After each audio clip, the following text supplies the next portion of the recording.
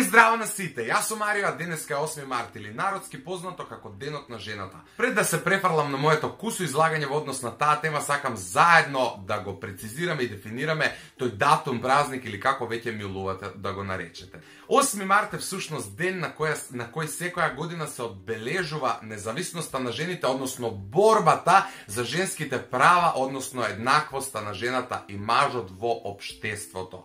Од секој може, нели, аспект, политички, економски и така натаму. 8 март и служи на една жена да се освести дека е жена, а не роб на работата, мажот, дечкото и така натаму. 8 март не е ден каде што треба еден куп жени да се соберат, да се накитат ко новогодишни елки, да седнат у кафана и да слават нешто за што ни самите не се свесни. На самиот почеток сакам да се оградам. Не велам дека има било што погрешно во тоа жените да седнат у кафана и да слават нешто. Напротив, но сметам дека работите се изместени од колосек и јас секојдневно кога доаѓам у некои вакви моменти се ставам у непријатна ситуација и не знам како да реагирам. Јас 8 март го гледам кроз призма како што го дефинирав пред малку. 8 март како празник не постои. Тоа е само обичен ден, символ дека жените се борат за своите права. И тоа е прогласено всушност од почетокот на 20-тиот век. Социјалистичките партии први го започнале, нели, тој процес и првпат во 1909, сега да не лупетам историски година, мислам дека 1909 тоа се случило во САД и тоа на 24 февруари, мислам дека што нема никаква врска со 8 март. Значи се менувале известно време датумите додека не се дошло до тој клучен 8 март, каде што одлучиле да го стават како ден на некаква независност, меѓутоа борбата продолжува. Тоа не е ден на кој треба ние да славиме, току ден на кој ние треба мирно и цивилизирано да ги поддржиме жените за да се борат за своите права. Тоа не е празник само на жени, тоа е празник на сите луѓе, на мажи, феминисти, на сите оние луѓе кои мислат дека жената треба да има еднакви права како што ги има и мажот. Постојат милиарда селјачки компарации, ајде да не речам селјачки, рурални компарации кои ги прават во однос на тие женски права, затоа што постојат и мал милион мажи кои не знаат што прават од својот живот, па мислат дека секоја глупост што тие ќе ја направат, која ќе ја направи жената, имала некакви права. Не. Станува збор за ситуација. Жената треба да има право да биде лидер во едно општество, да има повисока општествена позиција, да може да донесува битни општествени промени. Жената треба да е можеби поплатена од мажот. Жената, ајде веќе има, но порано немала право на глас. За сето тоа се бореле некои жени во историјата и денеска треба да се борат и овие, односно вие кои моментално ме гледате доколку ви интересира оваа тема и доколку се чудите зошто Марио не на собствената мајка денес не и честиташе 8 март. Јас им реков на моите најблиски одамна веќе дека јас нема да им честитам празник за кој сметам дека не треба на тој начин да се прославува. Немам ништо против 8 март како дата. Меѓутоа, не треба за таа дата да се држиме и да се лепиме онака слеп за стап. Просто треба да ја почитуваме таа дата и нека само не мотивира да бунтуваме и да го бараме онаа што го заслужуваме. Во случајот, ајде, жените треба да го бараат онаа што сметаат дека им е загрозено. Им е загрозено многу. Предпоставувам дека ме разбирате што сакам да ви кажам, но ќе ви дадам и неколку примери затоа што сум ужасно изреволтиран и просто еден момент се осеќам као чудак у општество, каде што се сретнувам некои постари жени, комшивки, познанички, пријатели, не е битно на улица и ја као здраво како си, се сите знаеме дека 8 марта, Марио не кажува среќен празник, Марио не кажува среќен 8 март. Ќе дам прво една компарација, што се случува кога е прочка. Марио не бара прочка и не простува. Зашто? Не сум кретен, слушајте ме внимателно. No hate, сакам само, ова нека биде едно едукативно и кратко видео. Марио не дава прочка затоа што Марио смета дека кога некој греши, треба да се извини во истиот тој момент. Човечки да сгрешиш, но човечки да се извиниш. Нема потреба да чекаш цела година да дое прочка за да побараш опрост од некој. Значи, тоа е само една символична дата која не подсетува дека ние сме луѓе и грешиме и треба да бараме опрост и да простуваме.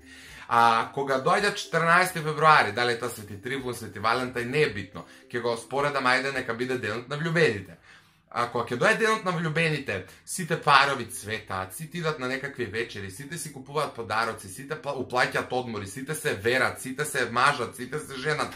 Мене не ми јасна ситуацијата, зарем цела година ви е тешко да излезете на вечера, да ја купите подарок на вашата девојка, жена, да му купите подарок на вашиот маж, на вашиот дечко. Зарем тоа е проблем или треба да го чекаме тој ден на влюбени? Исто така и со 8 март. Зарем, ако јас немам навика да купувам цвеќиња на една жена, нека тоа биде сопствената мајка, сестра, најдобра пријателка, девојка, не е битно. Зашто би купил на 8 март? Ако ga имам навика, јас ќе купам и на 1 јануари и на 18 ноември.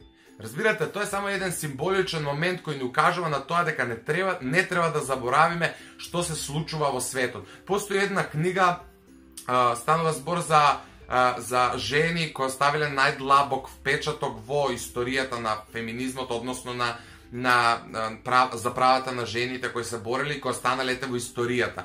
Они се заслужни, можеби, баш за тој глас кој жените го имаат денеска на избори, баш за работните места кои можат полесно да ги добијат денеска отколку во 19-тиот, 20-тиот век. Значи, сакам да ви кажам дека работите се менуваат, одат на подобро, но за тоа треба да се бориме, не треба да го сватиме ово за готово, да ги прифатиме работите такви какви што се. Денеска слават 8 март, јас немам ништо против, и на 5 март и на 23 март. И да жениве се веселат, уплаќаат таму по компании, супер све тоа. Али зашто баш у март? Зашто не идат у април?